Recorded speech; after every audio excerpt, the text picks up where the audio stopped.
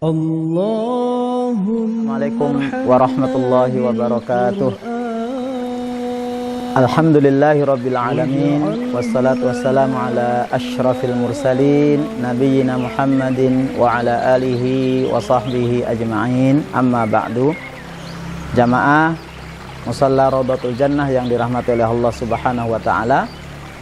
Sampailah kita kepada titik penting tujuan utama Ramadan, yang 1 bulan kita sedang digodok oleh Allah Subhanahu wa taala. La'allakum tattaqun. Mudah-mudahan kalian bertakwa. Nah, inilah tujuan utama. Islam mengajarkan tujuan utama puasa itu bukan agar kalian sehat, bukan agar kalian itu kaya, bukan agar kalian itu ekonomis, tidak. Tapi tujuan tertinggi adalah la'allakum tattaqun. Mari kita lihat apa itu takwa, sehingga kita tahu tujuan akhir kita itu ke sana. Sehingga dengan kita tahu tujuannya, kita akan merangkai perjalanan-perjalanan itu. Takwa, jamaah yang dirahmati oleh Allah, itu makna utamanya secara bahasa itu ada 4. Yang pertama adalah hati-hati. Orang yang bertakwa itu hati-hati. Itu bisa kita baca di tafsir Ibnu Katsir di awal-awal juz 1 ketika beliau menafsirkan hudal lil muttaqin, petunjuk bagi orang-orang yang bertakwa. Beliau mengambil satu asar dari Umar bin Khattab saat beliau bertanya kepada Ubay bin Ka'ab, "Wahai Ubay, apa itu takwa?" Kata Ubay, "Wahai Umar bin Khattab, apakah Anda pernah berjalan di sebuah jalan yang situ ada duri?" Kata beliau, "Iya." "Apa yang Anda lakukan?" "Saya hati-hati." Kata Ubay, "Itulah takwa." Sehingga takwa itu makna pertama adalah hati-hati. Kemudian yang kedua, makna takwa itu artinya menjauhi. Sebagaimana sabda Rasulullah SAW, "Ittaqin nara walau bisyiqqati tamratin."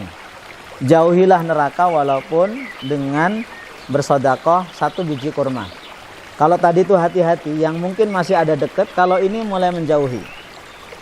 Ya, hati-hati menjauhi. Nah, kemudian dalam rangka apa kok hati-hati menjauh itu, dalam rangka apa? Makna takwa yang ketiga yaitu apa? Menjaga, memelihara diri dengan cara hati-hati dan menjauh itu. Apa kata Allah misalnya surat At-Tahrim ayat 6, "Ya ayyuhalladzina amanu qu anfusakum wa ahlikum nara." Wahai orang-orang yang beriman, bertakwalah. Qu itu takwa. Jauhilah atau jagalah diri kalian dan keluarga kalian dari api neraka. Maka dengan hati-hati, dengan menjauhi itu ternyata ada visinya, ada tujuan utama, apa? Menjauhi dan menjaga.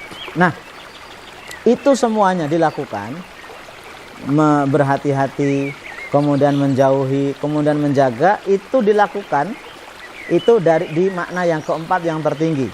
Dan inilah puncak daripada takwa. Apa itu takwa? Takut kepada Allah. Maka orang kalau sudah takut kepada Allah, itulah takwa yang sesungguhnya. Kenapa kita hati-hati? Kenapa kita menjauhi? Kenapa kita itu menjaga? Karena kita itu takut kepada Allah. Dan Ramadan itu termasuk juga ibadah-ibadah yang lain mengajarkan kita untuk bertakwa.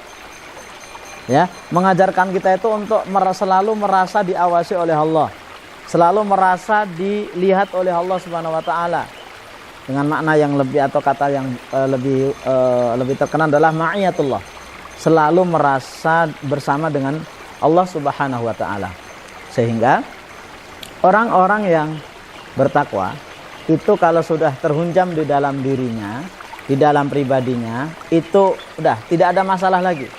Kenapa? Mau bersama-sama, mau sendirian, mau rame atau tidak rame, mau dipuji atau tidak, orang yang bertakwa itu selalu merasa diawasi oleh Allah. Dan ketika seseorang itu sudah bertakwa, maka akan ada lahir sifat-sifat yang lain. Ya, sifat tadi kehati-hatian itu selalu ada dalam keseharian. Ya, selalu ada dalam keseharian. Maka bapak-bapak, ibu-ibu bisa lihat kisah-kisah di dalam Al-Qur'an itu banyak menyampaikan pesan-pesan takwa. Salah satunya puncak ketakwaan itu ada di Nabi Yusuf alaihissalam.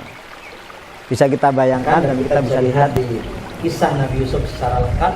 Yang salah satu cuplikan itu adalah bagaimana ketika Nabi Yusuf itu digoda oleh istri raja. Ya. Kemudian beliau sebagai seorang budak, kemudian masih muda, kemudian ditutup rapat-rapat, dikunci pintunya oleh si perempuan itu, kemudian perempuan itu yang mengajak untuk berzina. Bisa kita bayangkan rasanya kayak apa saat itu.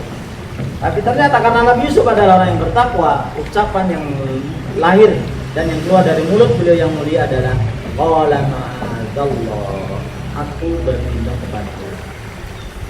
Ini takwa namanya. Enggak ada orang, sendirian, godaannya besar.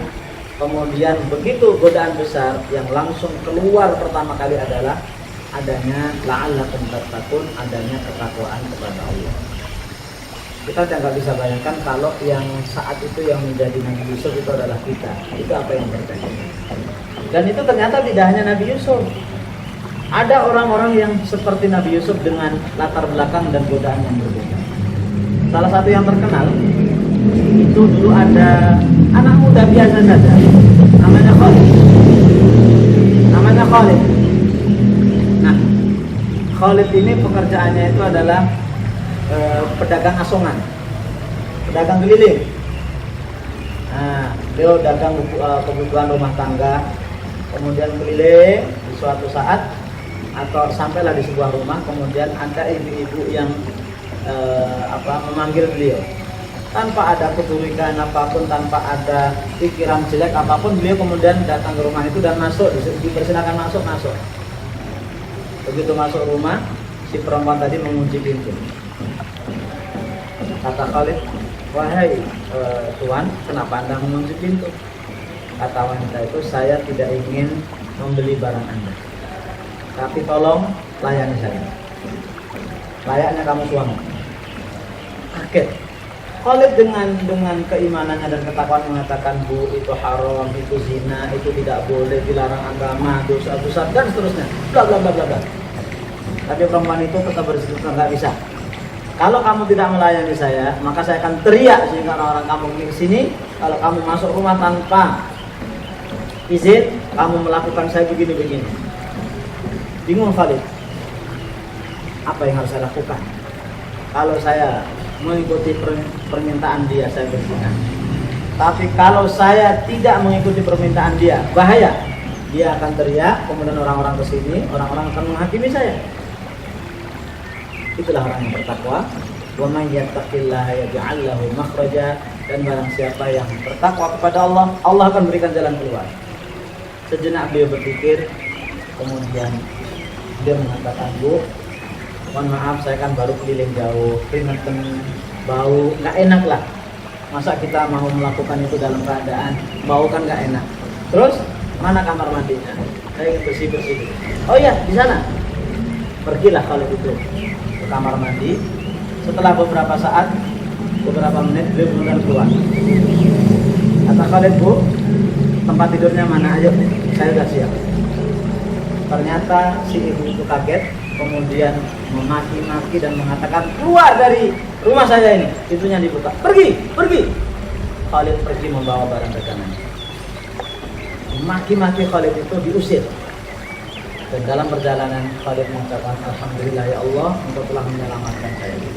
Apa yang dilakukan Khalid? Beliau ke kamar mandi, bukan untuk mandi, bukan untuk bersih-bersih, tapi ternyata untuk buang air besar. Kemudian kotorannya, mohon maaf, dilumurkan ke seluruh badannya, sehingga bau. Mana ada wanita mau melakukan itu? Sengganteng-gantengnya orang ganteng, kalau bau kayak gitu nggak mau.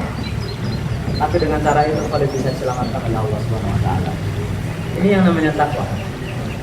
Ini yang namanya takwa, selalu merasa diawasi oleh Allah Subhanahu Wa Taala, ya, baik ketika sendirian atau bersama-sama. Kemudian terakhir, tipe orang-orang yang bertakwa yang masih seperti ini.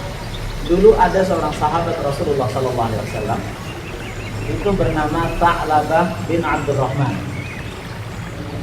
Beliau ini suka bantu kebutuhan Rasulullah SAW. Suatu saat beliau disuruh oleh Rasul untuk keperluan. Beliau kemudian keluar.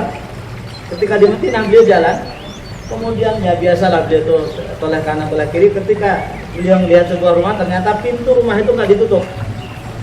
Dari kejauhan beliau melihat wanita yang sedang tidak menutup aurat. Kemudian fa'aqalan nazar, melihatnya lama. Begitu selesai, beliau baru sadar kalau itu adalah sebuah dosa. Apa yang dilakukan? Beliau tidak berani pergi ke rumah Rasulullah SAW. Beliau malah justru ke gunung-gunung, ke lembah-lembah, mengungsi menyendiri, takut kalau Rasulullah nanti tahu perbuatan itu, karena wahyu dari Allah. Lama Rasul tidak mendapatkan Sa'labah, kemudian dia mengatakan kepada Umar dan Salman, wahai Umar dan Salman, cari Sa'labah, kok nggak pulang-pulang sampai hari ini? Udah lama. Mereka berdua kemudian jalan-jalan, sampailah di padang pasir, kemudian bertanya kepada pengembala, tahukah kalian Sa'labah bin Abdurrahman orangnya begini-begini? Oh ya, ada, di balik itu ada. Temulah mereka dengan Sa'labah, kemudian kata, wahai Sa'labah, kenapa anda nggak pulang? Kenapa engkau nggak menemui Rasul? Saya malu, saya melakukan kemaksiatan. Nah, ya kita pulang. Kita cerita pulang sampai di Madinah, kemudian bertemulah dengan Rasulullah SAW. Kata Sa'labah, kata Rasul, ya Sa'labah, kenapa kamu pergi jauh? Ya Rasulullah, saya melakukan dosa besar. Kata Rasul, wahai Sa'labah, Allah Maha Pengampun. Kata beliau, dosa saya lebih besar ya Rasul. Kemudian, maukah aku ajarkan kepada kamu doa yang dengan doa itu kamu diampuni oleh Allah? Kemudian diajari doa. Setelah itu Sa'labah sakit. Coba bayangkan, hanya tanda kutip, hanya melihat aurat perempuan, hanya tanda kutip ya, walaupun itu haram juga, itu membuat beliau gelisah. Kenapa gelisah? Karena selalu merasa diawasi oleh Allah. Sakit lama, kemudian Rasulullah SAW jenguk. Nah, jenguk. Kemudian kata Rasul, wahai apa kabar kamu ya Sa'labah? Kata Sa'labah, ya Rasulullah, dosa saya itu seperti semut yang berjalan di balik kulit-kulit saya. Ya, beliau sudah bertaubat, ternyata masih merasakan itu. Kemudian Jibril turun menemui Rasul dan mengatakan, wahai Rasul, sampaikan salam Allah kepada Sa'labah, katakan kalau Sa'labah sudah diampuni oleh Allah. Langsung kabar itu disampaikan kepada Sa'labah, wahai Sa'labah, Allah sudah mengampuni kamu. Kemudian tanpa sadar Sa'labah teriak takbir, kemudian beliau meninggal saat itu juga. Meninggal. Saking senangnya diampuni oleh Allah. Dimandikan, dikafani, disolatkan, kemudian dikubur. Ketika Rasulullah dari rumah Sa'labah ke kuburan, itu Rasulullah jalannya itu cincin pakai jari-jari kaki. Kemudian para sahabat terheran-heran, kenapa Rasul seperti itu, baik berangkat maupun pulang. Begitu selesai, kemudian mereka bertanya, ya Rasul, kenapa engkau jalannya seperti itu?